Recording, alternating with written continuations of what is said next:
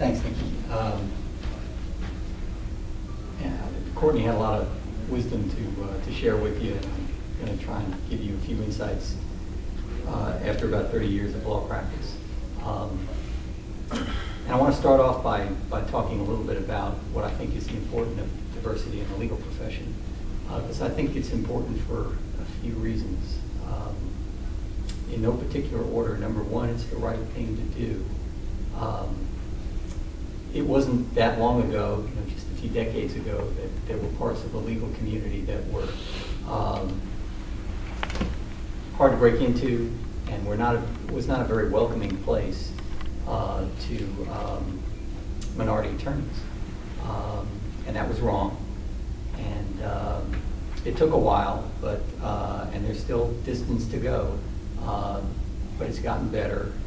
And one of the things we can do as a legal profession is to change from an era that was very unwelcoming to an era that is more welcoming. And I know there are a lot of large law firms, corporations, governmental agencies, other associations that embrace the importance of diversity in the legal profession.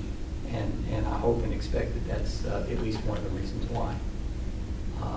There's another reason, I think, and that is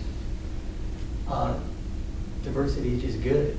I know I wouldn't want to work in a profession and work at a company where everybody looked alike, thought alike, talked alike, had the same life experiences, went to the same schools. It'd be kind of a boring place. When you work in a profession like the law profession, which draws people from a lot of different backgrounds, different life experiences, different cultures, it makes the profession a better place. And when you work in an organization that draws on people from all different places and backgrounds, you can all learn from each other, and it makes the organization and the people better, and it makes you a better lawyer. There's another reason why too, and that is it's good for business. The business community that we live in and work in has become a much more diverse place. The world's become a smaller place. It used to be pretty rare decades ago to do business in faraway places. It's not hard anymore. Faraway places aren't so far away anymore. The legal profession, the in-house legal profession, the clients have become more diverse. You look at any Fortune 500 company in their legal department, and you're going to find a pretty good amount of diversity.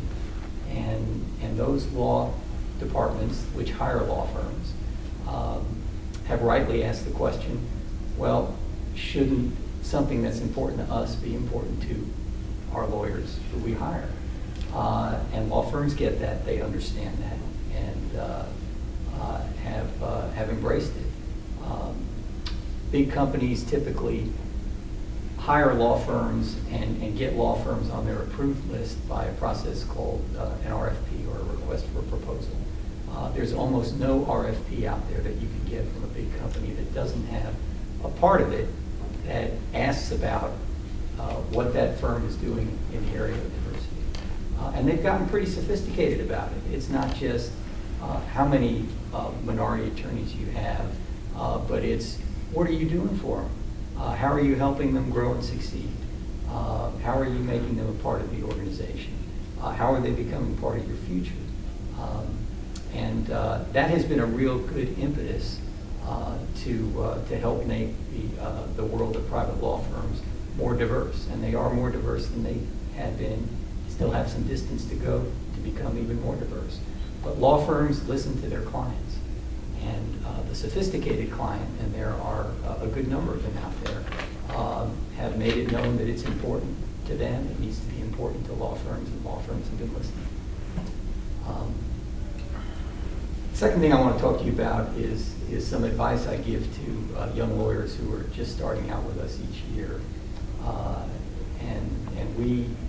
We're a law firm of about 350 lawyers. We have offices in 7 cities here in Texas. We don't have offices beyond Texas, but all of our new fall associates go through a program with us, which is about a day and a half. We do in our Dallas office. It's like a little boot camp. They learn a lot of things. And myself and another attorney in our Dallas office usually do a diversity presentation where we explain our diversity programs and how we contribute to the firm's efforts and priorities in the area of diversity. And then at the end of that program, we talk to our new fall associates, who we call baby lawyers, because they're kind of baby lawyers, and go through a number of suggestions for them that are applicable, I think, to anywhere you might work, whether it's a law firm, whether it's an in-house at a corporation, whether it's working in government or it's working at a nonprofit. So I'm going to share some of these with you, and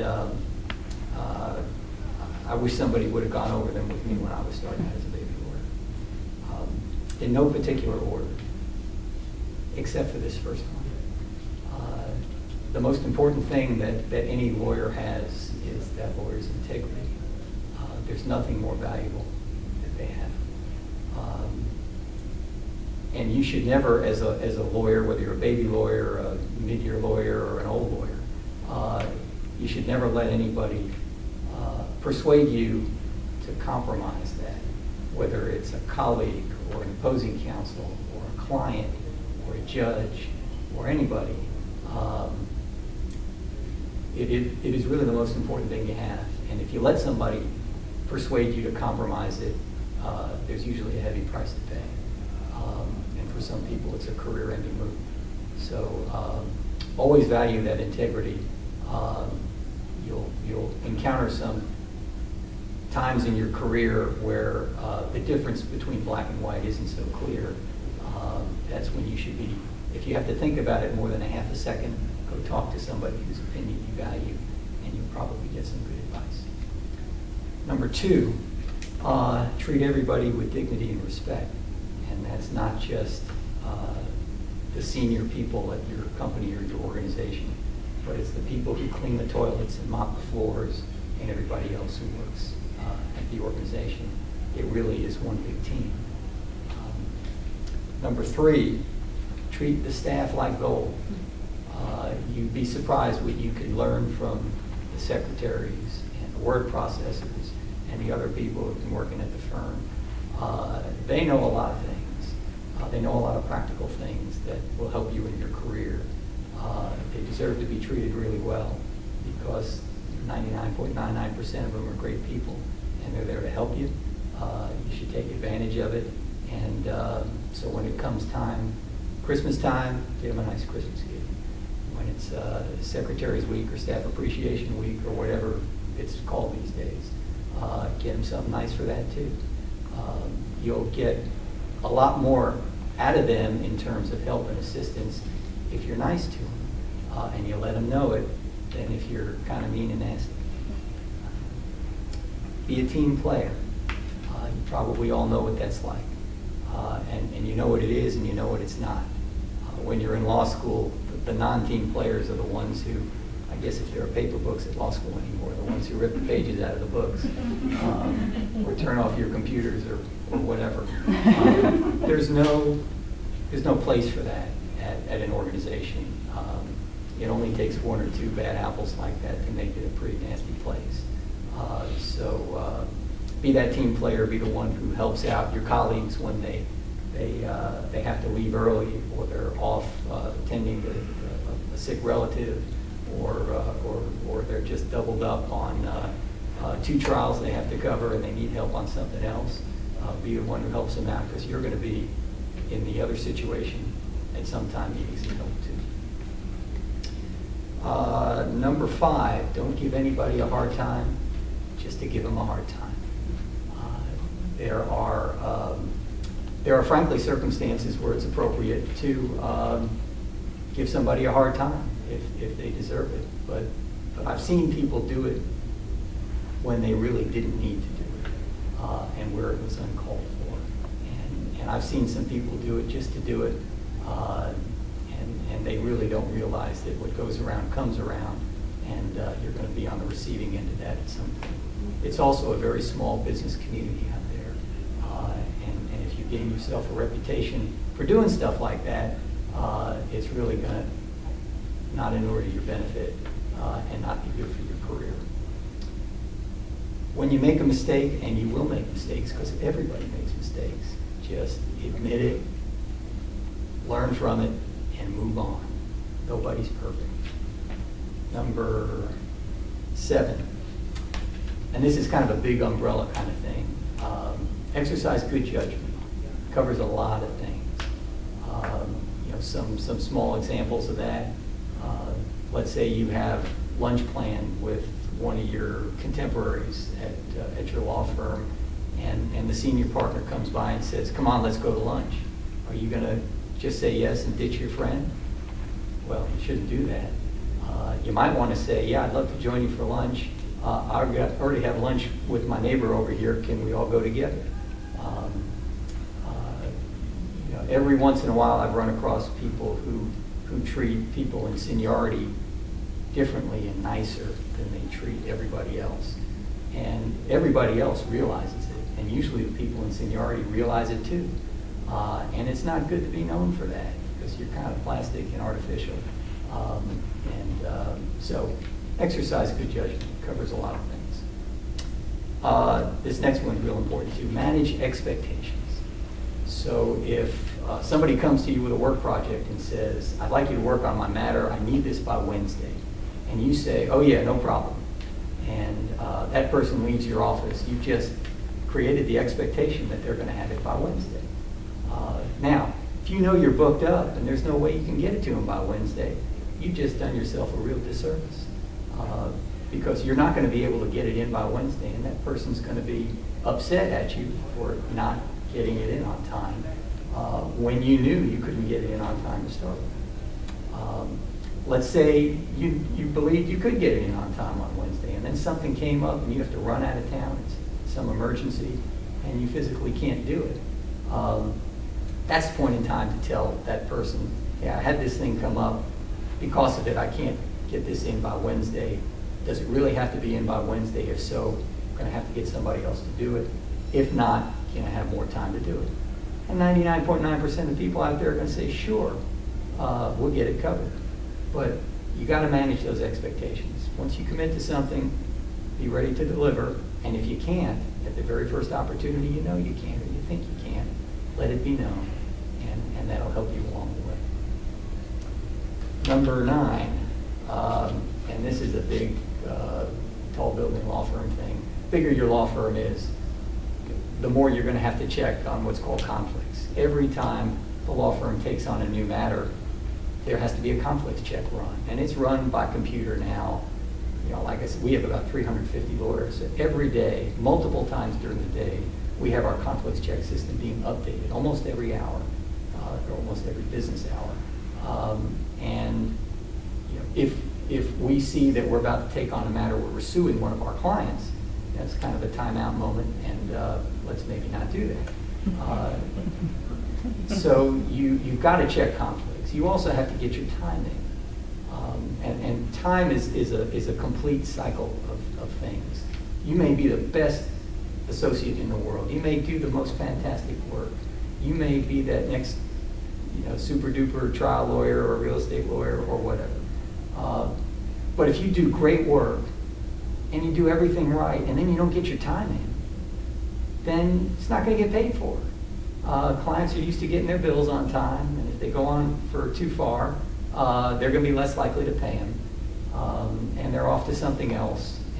And so if you don't get your time in on time, if you don't do it properly, if it's not descriptive enough, if it's not professionally written, then you're interrupting the chain that results in the ultimate payment for your work. And when you do good work, you should get paid for it.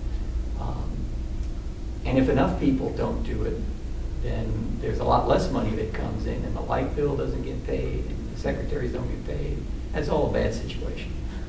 So get your time in and check your conflicts. At our firm, there are very few rules we have. We got a rule: you got to be nice. You got to be nice, but don't treat people bad. You got to get your time in. You got to check your conflicts, and a few other things, and that's pretty much it. So checking your conflicts and getting your time in are very important wherever you're going to work. Okay, next thing, and we're on number 10. On a regular basis, you should arrive early at the office, or you should leave later at the office, but you shouldn't do both on a regular basis. If you do one on a regular basis, you're going to demonstrate a good work ethic. People are going to know you as someone who has a strong work ethic. There will be times in your career where you have to do both. You're in the middle of a trial, you're in the middle of a big transaction, you have to come in early, you have to leave late. Maybe you have to do that 3 days in a row, 5 days in a row, 2 weeks in a row. But don't do that all the time. If you do it all the time, you will burn out. You won't be good to anybody. Yourself, your family, your law firm, your clients. But do one on a regular basis. Number 11, always give your best effort. Everything you do is an opportunity to impress or unimpress.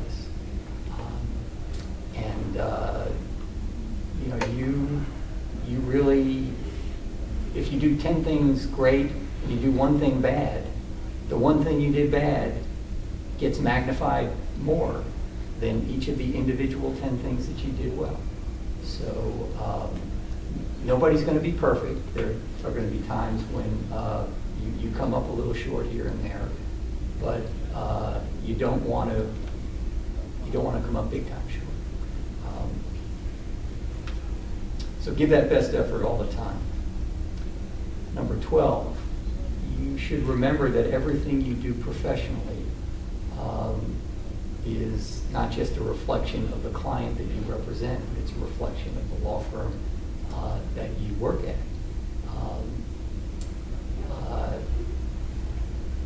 Shabazz can tell you because he worked at the courthouse. I mean, lawyers and law firms earn reputations, and you want yours to be really good. You want yours to be really, really good. And so if you're in court and you're acting unprofessionally, not only is the judge likely to draw conclusions about you, but may very well draw conclusions about the law firm that you work at, which would not be very much appreciated by your colleagues who are kind of drawn into a situation that they really don't deserve. So be aware that it's a reflection on you, it's a reflection on your client, and it's a reflection on your colleagues. Number 13, when you're in doubt about anything, ask. It's not a crime to ask. In fact, you should ask. Especially if you're a baby lawyer, you should have a lot of questions. Ask. Number 14, get involved in your community. There are a lot of opportunities around Houston. At our firm, we encourage not just our partners, but our associates to be involved in the community. And you ought to do something you like doing. So if you like the theater, get involved in a theater group. Theater Under the Stars, other organizations. If you like the symphony, we have a great symphony here. The Rodeo is a wonderful organization that raises a lot of money for a worthy cause.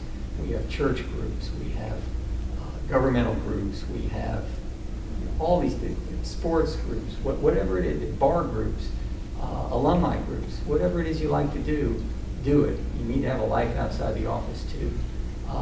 You need to be doing something that you enjoy doing. You'll be doing it with people who enjoy doing it too. And when you do that, you do a good job at it. You know, people you're doing it with, whether they're other lawyers, whether they're business people or whomever, are going to think to themselves, that's a lawyer who's done really good on this, they must be a really good lawyer. Next time I have a legal problem, I'm probably calling him or her. And it ends up being good for business too. Last thing I want to mention is kind of my bias as a bankruptcy lawyer, and it's something somebody told me when I was a baby lawyer, and it still resonates today, and that is when you get that job, whether it's a big paying job or a small paying job or something in between, spend a little and save a lot. Get those student loans paid down, and then sock away as much money as you can for those rainy days, because there are always rainy days. And the time to sock it away is when the business climate is good.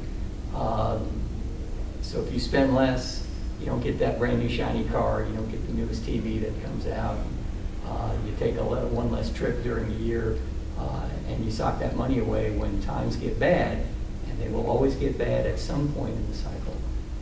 You're in a much better position to weather that storm and have a bridge to get you to the good time in the cycle that will always come back. There are always cycles in the business world. You just never know where it's going to land when, but it's always a big cycle. So I've talked too long. Those are some words to add to what you heard earlier, and it's served me well. I've watched some of our young lawyers follow some of it and do pretty well, and I think there's some good guideposts along the way. So good luck to you. It's an exciting time in your career, and